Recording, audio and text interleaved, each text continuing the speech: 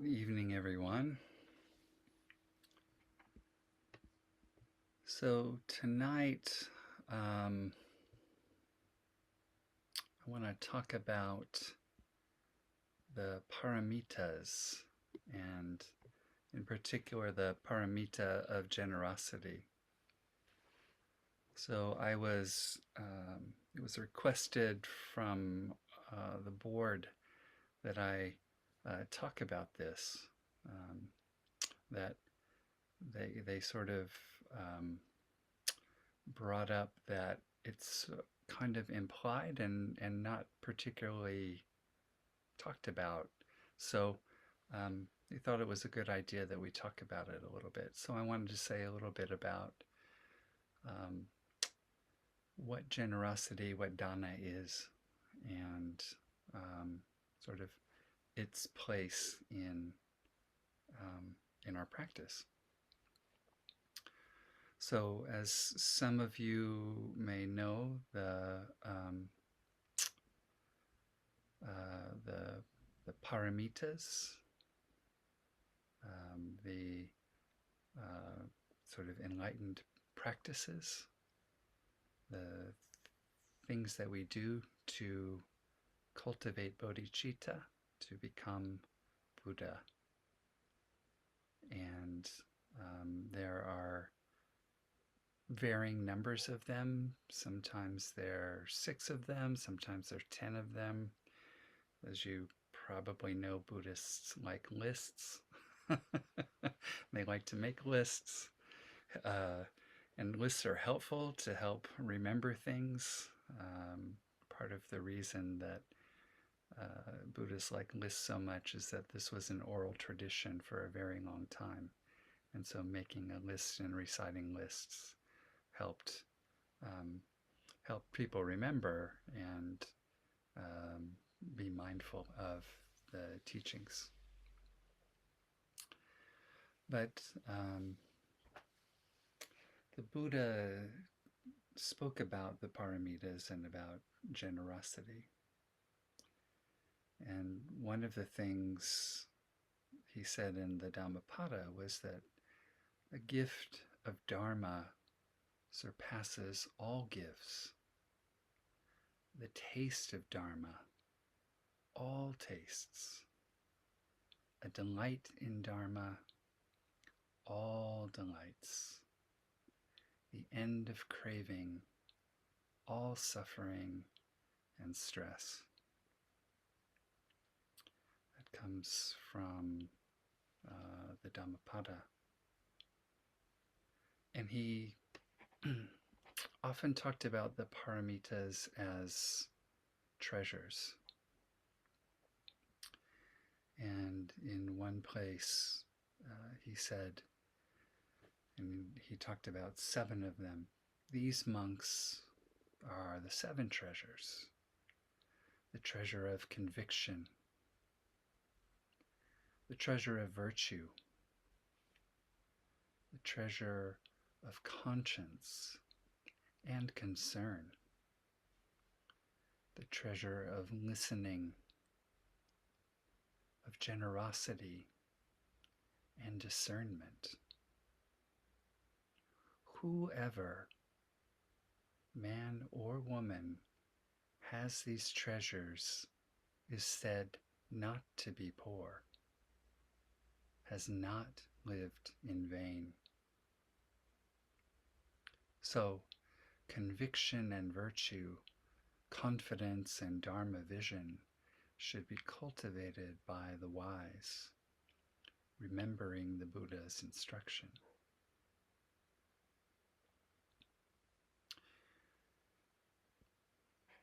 And later on in the Pali Canon, talking about the paramitas, the Buddha says, and what is this treasure of generosity? There is the case of a disciple of the noble ones, her awareness cleansed of the stain of stinginess, living at home, freely generous. open-handed, delighted in being magnanimous, responsive to requests, delighting in the distribution of alms. This is called the treasure of generosity.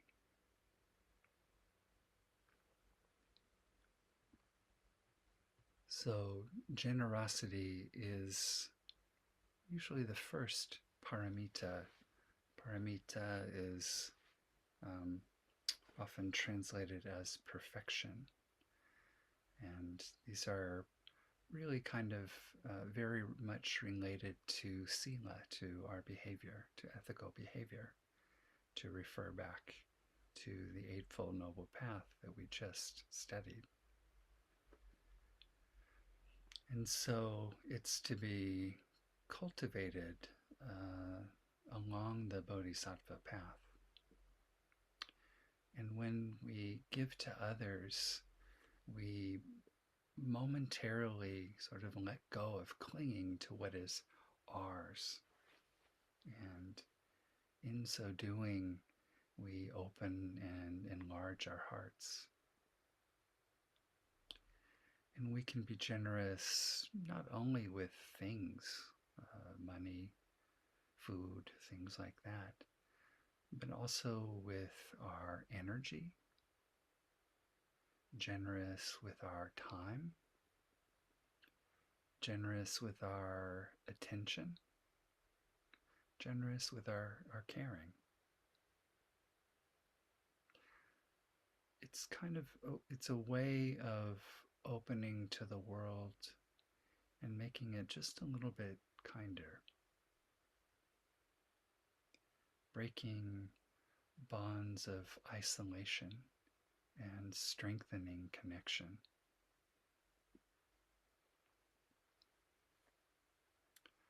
So it's said that to become a bodhisattva is to practice these paramitas. And the first, of course, is dana paramita, the perfection of giving. Then there's the perfection of morality. As I mentioned, the perfection of patience, the perfection of energy, the perfection of meditation, and the perfection of wisdom. But I was asked to talk about the dana paramita, the perfection of giving. And so we can kind of think of it as generosity or giving in sort of four different, categories. There's the giving of property or money or things. There's the giving of dharma. There's the giving of refuge. And there's the giving of love. These are all aspects, essential parts of giving, of generosity. And so in terms of the first one, the giving of property or things, for most of us, our basic material needs like food and clothing are the types of things that are easiest to give. Some say that great bodhisattvas are capable of giving their eyes, their flesh, and even their lives.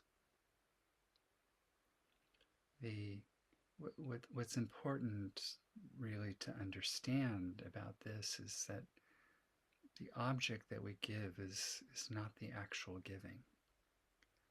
That's the means of giving. The real activity of giving is the strong intention or decision to give freely without avarice. So even if we possess nothing, we can still practice giving, because giving is most deeply a state of mind and not doesn't have to do with the object so much. It's really about, as you can surmise, the intention of giving.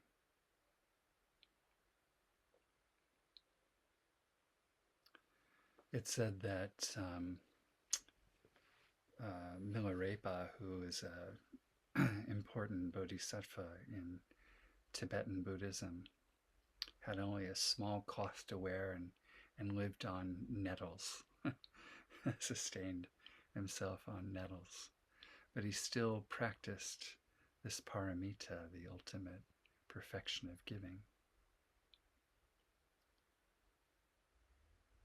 So in the beginning, when we sort of try and start this practice, we may find that giving things is difficult. But when we have actually followed through with the giving of anything, it becomes easier and brings great joy, as you all know.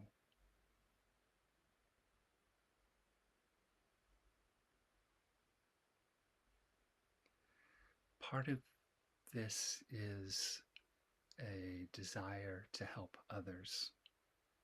That's really sort of what it comes down to. The recognition that there is no separation.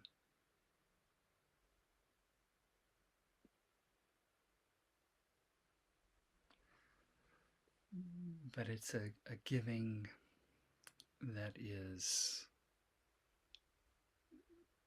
has no expectation of return, right? It's sort of a one-way something. Whatever it is freely given without expectation.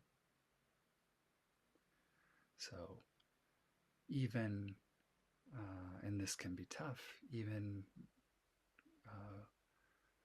without the expectation of recognition, without the expectation of fame, of getting something in return, quid pro quo. It's not a giving to get something, although we do get something in giving.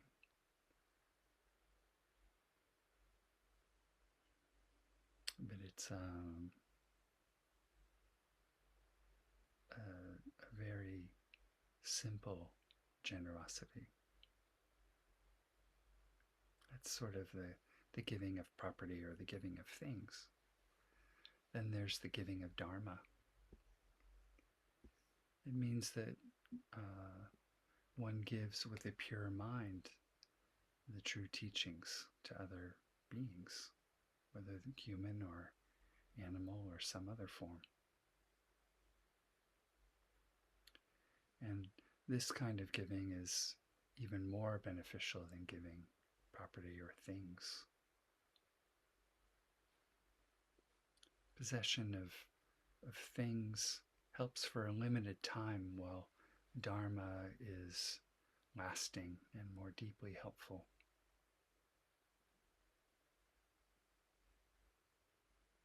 It's said that a person with property can still be suffering, but dharma can not only remove the suffering, it gives the person new wisdom, new vision as well.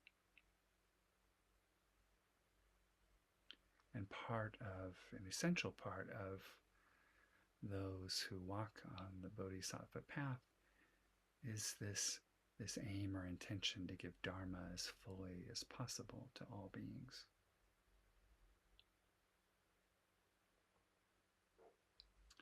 And then there's the giving of refuge.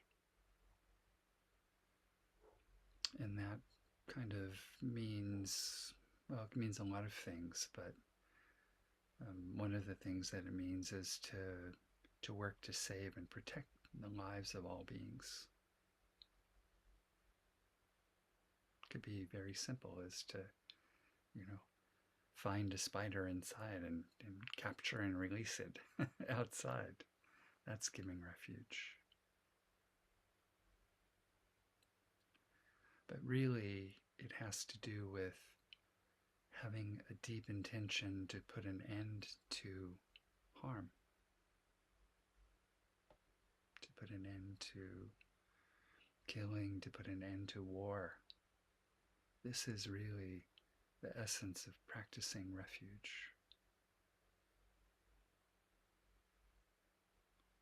To, to help in any way that we can. It's a profound form of giving. And then there is the paramita of Maitre, of compassion. So we might say that the practice of Maitre is the wish to share or give real happiness to all beings.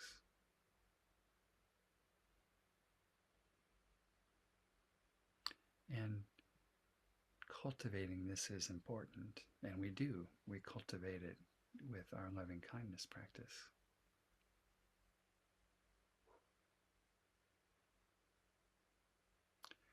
And with this kind of giving,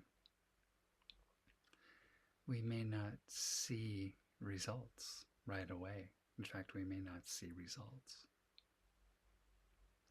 But we can know with certainty that we are planting seeds with this kind of giving, this kind of generosity.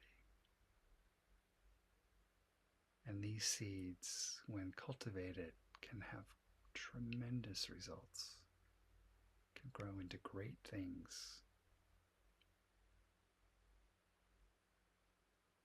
The Metta Sutta talks about the kind of the fruits of practice, and the immediate fruit of metta is that it protects us from harm.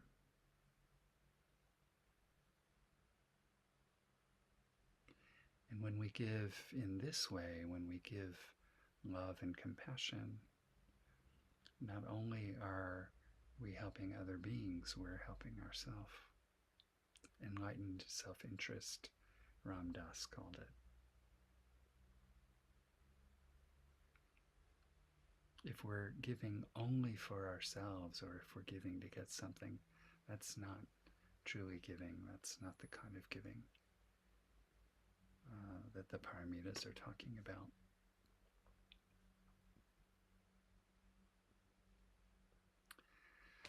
One sort of thing to understand about dana is that sort of an aspect of the psychology of it is it's intended to cut or sever or weaken attachment to things. And attachment is really the greatest hindrance for a human being in the human realm. That's our crucible. that's what we got to work with. We got to work with attachment in the human realm.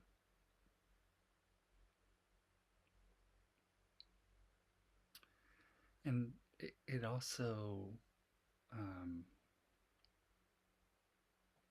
another part of that is the understanding that we don't really own anything anyway. Everything is constantly changing. It's on loan at best. Even these bodies of ours that we call ours, we don't own them. We kind of rent them for a while. They don't belong to us. It's not in it's not in their nature. We don't own people, we don't own kids, we don't own pets, we don't own things. But if we have strong attachments to any of these, then it's more closely the other way around than they own us. We don't own them. They own us when we have strong attachment. So that's an important aspect of dana as well. It weakens, it gets at that root of that pernicious obstacle of attachment.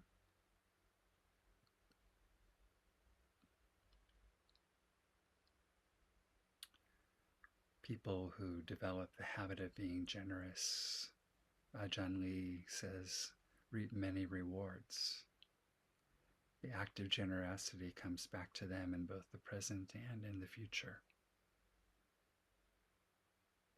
They tend to have friends, people trust them, hearts are light, they aren't weighed down with worries about looking after the things they've given away.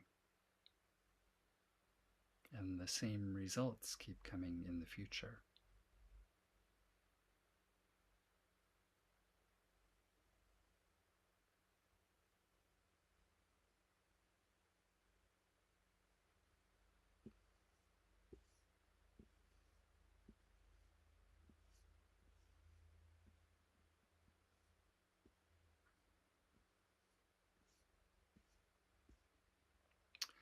So that's a little bit about the the dana paramita, the paramita of giving. And I want to talk just for a minute about um, like what that can look like, particularly in terms of um, what we do here together. And all of you are generous and practice this dana, and I want to thank you for that. This enterprise, this temple, Myokoji temple, exists entirely due to ongoing acts of generosity. The board of directors is all volunteer. Nobody gets paid. What I do is all volunteer. I don't receive a stipend. So all of your participation, right? It's all generosity.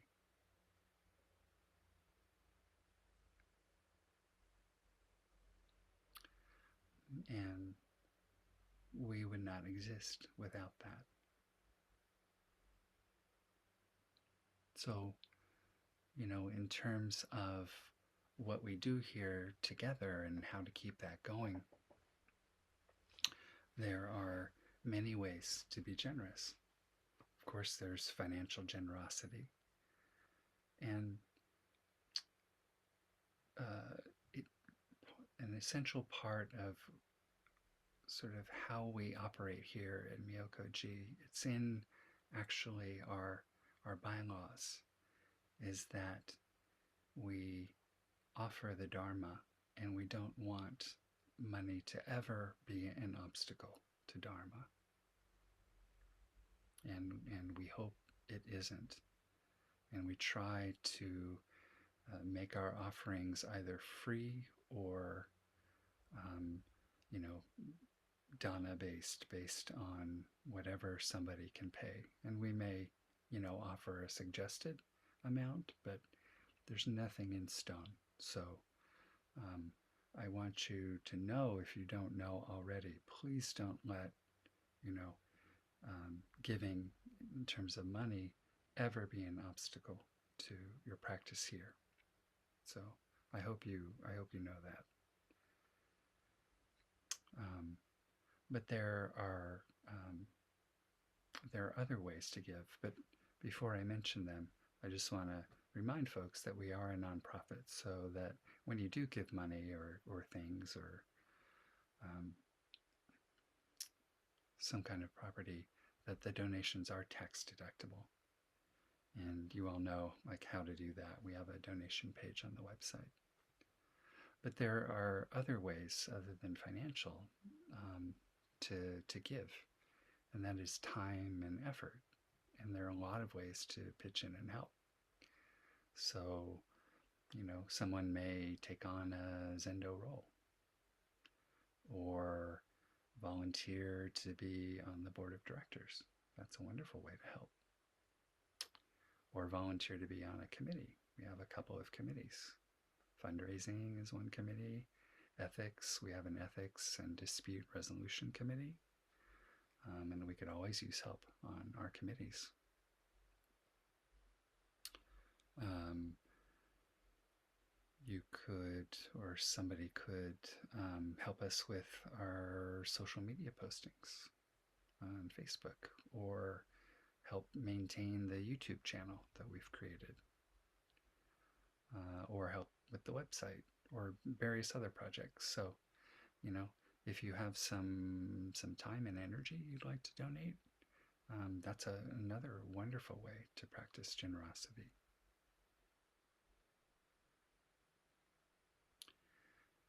There's also the generosity in your attention to the forms that we practice. Being mindful and present in body, heart, and mind. It's a really important way to be generous. And then finally, there's being generous with one another, supporting one another as we do, checking in with each other, supporting each other's practice as we do.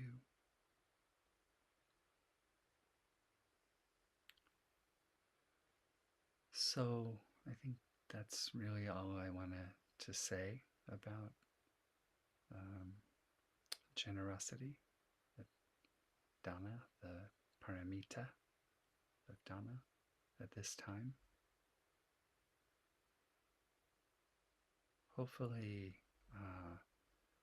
I don't want people to feel pressure or guilt or anything like that. That's not what dana is about. Dana is spontaneous giving. So that's the most important aspect of it.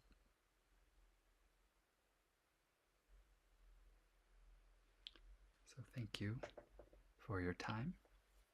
Does anybody have any questions or comments about this?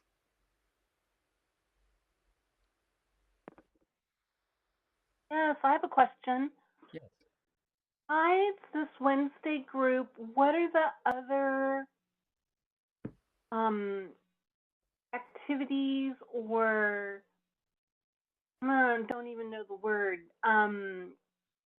activities of Myokoji? Do Mm. people get together? Are there people involved besides us here at this sangha? People who meet in person? Like, what else is there besides on Wednesdays? Mm-hmm. That's a great question. Our primary meeting is this meeting, so it's the Wednesday meditation meeting. There are other opportunities. The practice periods that we have. We sometimes have half day sits, although we haven't had one for a while.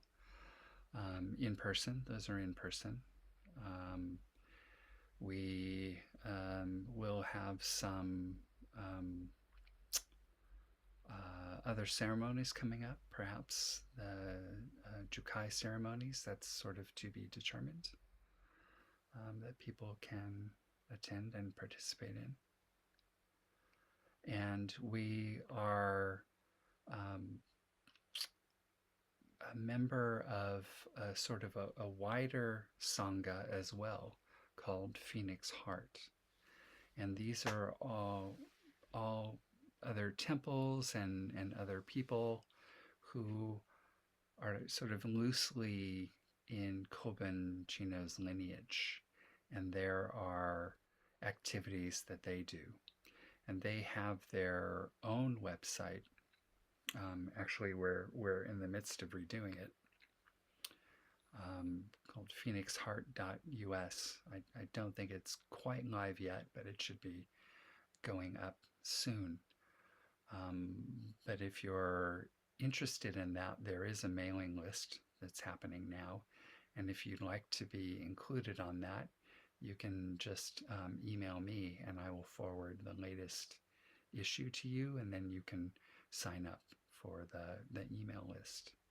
And there are a number of um, happenings and events. There is a summer gathering happening in Taos, New Mexico at Myokoji Temple, our sort of mother temple. And there are other groups as well. There's a Kobun study group online on Tuesdays. There is a study group on Kobun's formless practice every other week on Monday. Is that right? Okay, thank you. I missed this week. Um, and that's every 2 weeks. There are practice groups that happen once a month for Phoenix Heart on Saturday. I can give you that information if you're interested. And then there's a steering committee for Phoenix Heart as well. So there are numerous other things, Joe, in the larger sort of larger sangha to um, to participate in. Okay, thank you. Thank you.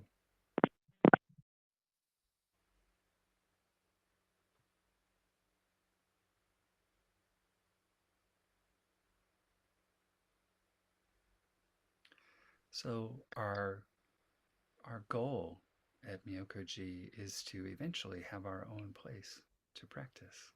So um, when that happens, that will open up many, many, many doors and opportunities for us to practice in person and hybrid. So,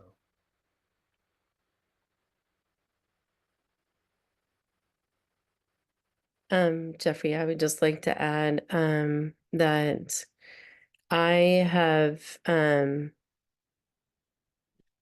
been trying to work on a slide that I can share at the end of our meetings here on Wednesday evenings, and that it will include a QR code that we can, you can take like a little picture of with your phone and send it donations that way. And so the slide that I'm working on will include a little bit about what Donna is, and as Jeffrey spoke about, different ways in which we can contribute our generosity. And so I just wanted to see if it would be okay if I share the QR code. Would it be okay if I share my screen with just the QR code tonight, or would you like me to hold off on that, Jeffrey? sure, you can share that. Thank you for putting that together. Yeah, I have a rough slide, but I wanted to show it to you first. So I'm just going to share the QR code. This is for the Ko-fi. And what you would do with this is just to pick up your phone and put on your camera. And when you bring it up to the QR code, it comes up with a little website and you click on the website, and then there you can go and if you want to donate anything, you're welcome to donate. And there is a section where you can write a little note and you can let Jeffrey know whether this is a donation for the teacher for the Dharma talk or if it's a donation for Myokoji. And but like he said, there's no obligation, and definitely this is something that I know that I talked with Jeffrey about this, and you know, it's really important that people understand that this is something that shouldn't be an obstacle for you to continue to come and be here. I know that you know, Jeffrey wouldn't want anyone to not come because they couldn't donate money. So anyway. Thank you, Laurel. Yes.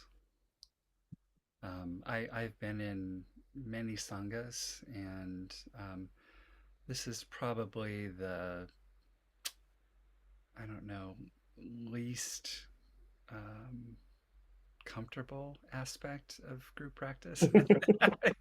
Certainly, I have at to least for agree. me, I'll speak for myself. Um, but you know, it also it's just the nature of the society we live in. We it it just costs money to do stuff, to have a website, to do, you know, do this and do that. So, Yeah. and we're very lucky because we're not meeting in person. We don't have any rent, so we're keeping costs down in that way. But that will change over time, and um, you know, we look forward to growing.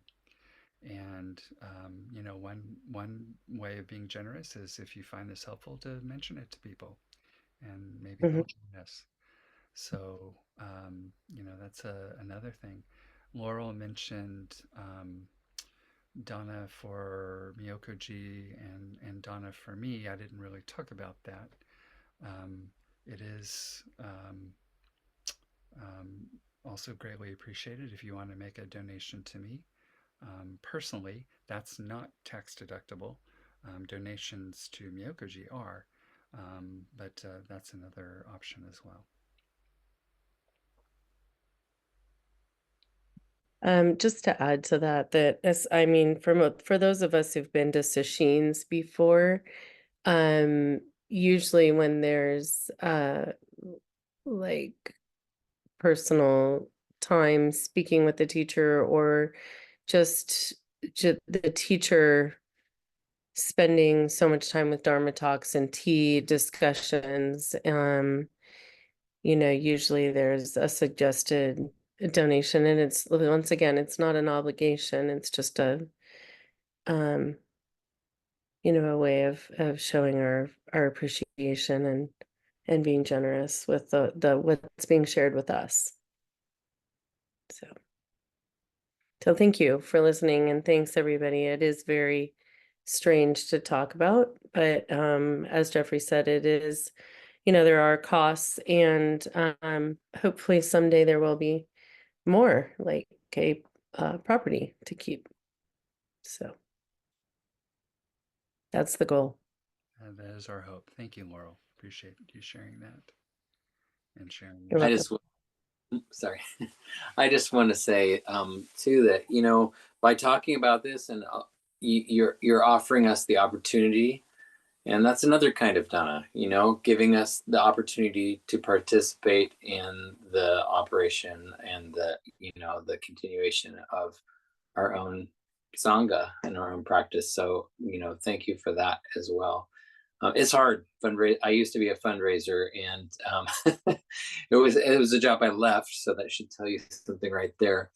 But also, you know, it really is. It is opening the opportunity.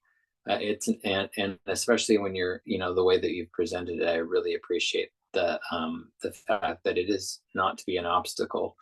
I know that Taizan, Mark, and was really reticent and about asking for dana as well, and I had a lot of talks with him about that myself, and eventually he came around to asking for dana on behalf of his sort of focus charities, and he would ask for those, don't need to contribute to me, but please contribute to, if you, and that again, it encompasses the spirit of dana, just the open giving, and the, emptiness of obligation to do it.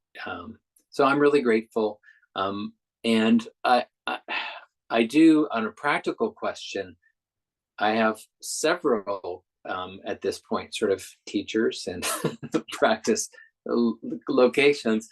And as those build, it gets complicated.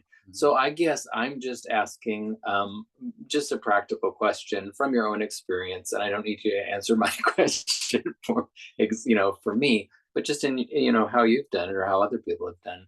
When I don't expect this will be like a permanent thing, but more more opportunities, let's say, for dana have arisen. The total amount of available dana is not necessarily going up when we're talking about the sort of financial contribution and that sort of thing. So anything you could help me with on that would be appreciated. Thank you. Mm-hmm. The most important thing is not to feel like it's an obligation. It's not meant to create an obstacle in and of itself, right? A difficult state of mind like guilt. That's part of it. As I was beginning to say, I've been a part of numerous sanghas, and they all had sort of different ways of doing things, and sort of different values around it. And for a long time, I've never had a lot of money, so it became an obstacle for me, and a lot of that was me, and how I related to it, and I really that's not what I'm hoping to cultivate here. It's so important to me that people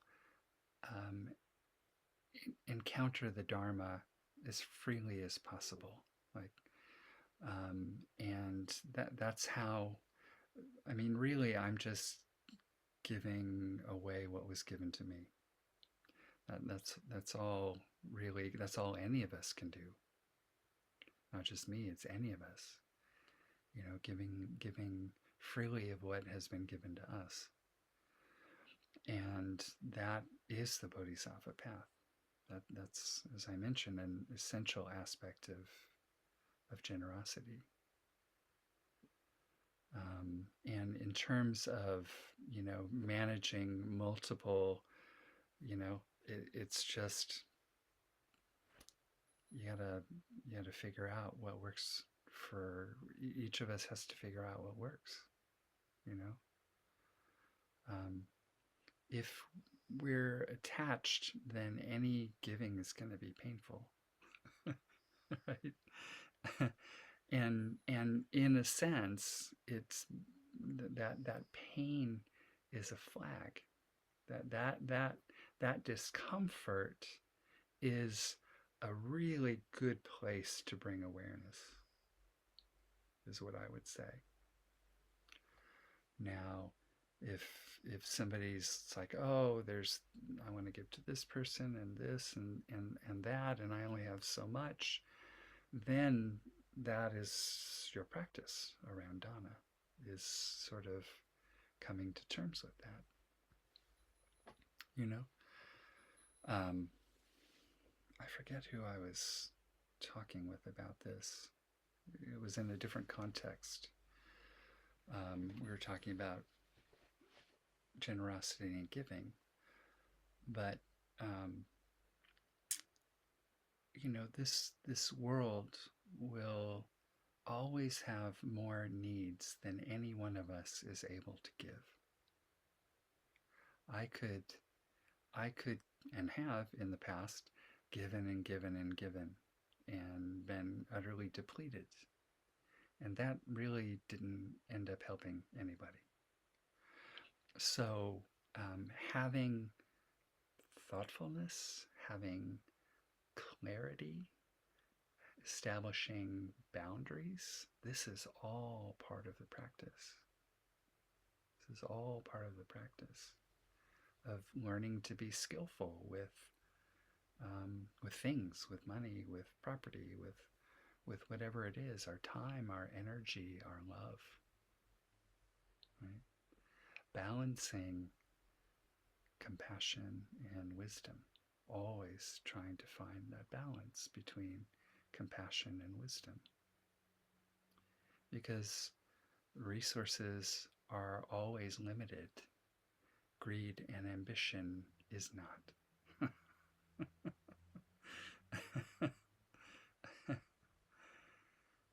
So we get to work with those, and that is why generosity is part of a practice, right?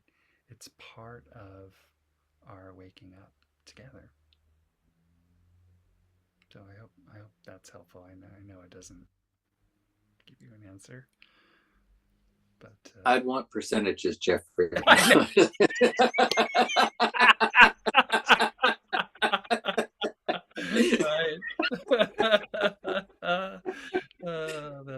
No, I technically I do, but that's my own business.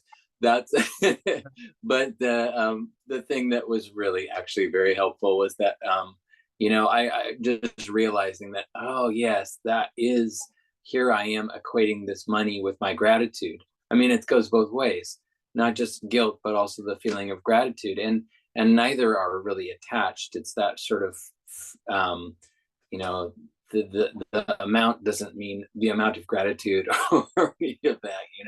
It's more about the heart that goes with it and behind it. So that's very helpful. Yeah, I appreciate that. Yeah, it's the intention, and part of what makes this kind of conversation difficult is the culture that we're in. This kind of um, capitalist sort of yeah, well, capitalist culture that we're in. I'll just say it. And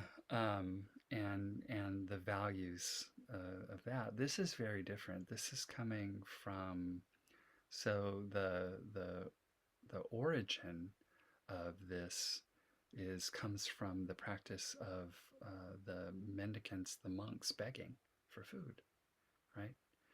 They can't own property. They can't have a lot of the things that you and I enjoy as householders, and they're absolutely interdependent with the larger community for food. That's how it was done in the Buddhist time. And in return, you know, the lay people would receive Dharma teachings, or even um, just the relief that people got knowing that they were supporting somebody in their spiritual practice. That was, tremendously important for them while they toiled and worked in fields and whatever. It was so important that someone was able to do that. And they would offer, you know, um, you know, whatever they had, and often they didn't have anything tangible other than some food. And even that was scarce. And that's true generosity. That's true generosity, is giving when you have so little, and the amount, that's not the point at all. That's not the point at all.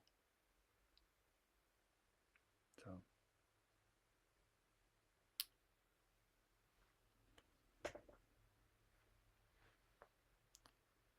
Anyone else before we end tonight?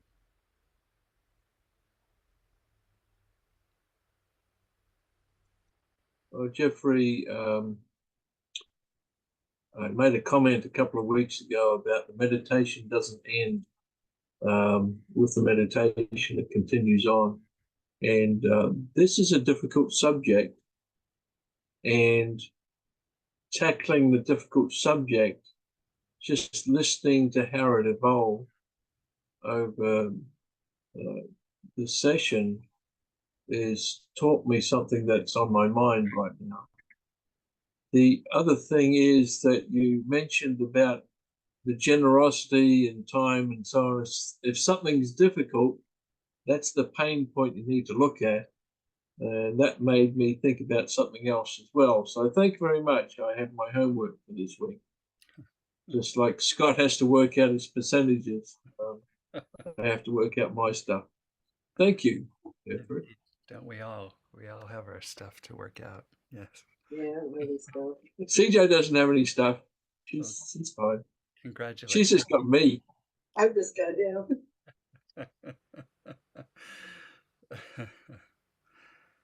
Yes. Well, thank you all for your practice. Thank you for your generosity and your time, your energy in being here, and your generosity in sharing your practice with one another. We, as the Buddha did, we awaken together. So let's continue with our individual practices, our people, our percentages, or whatever it is that we're practicing with. And we'll keep going. So thank you all very much for all that you give, and look forward to seeing you all next week. Thank you, Jeffrey. Thank you to the board as well. And thanks to all of us. Thank you. Thank you. Thank you.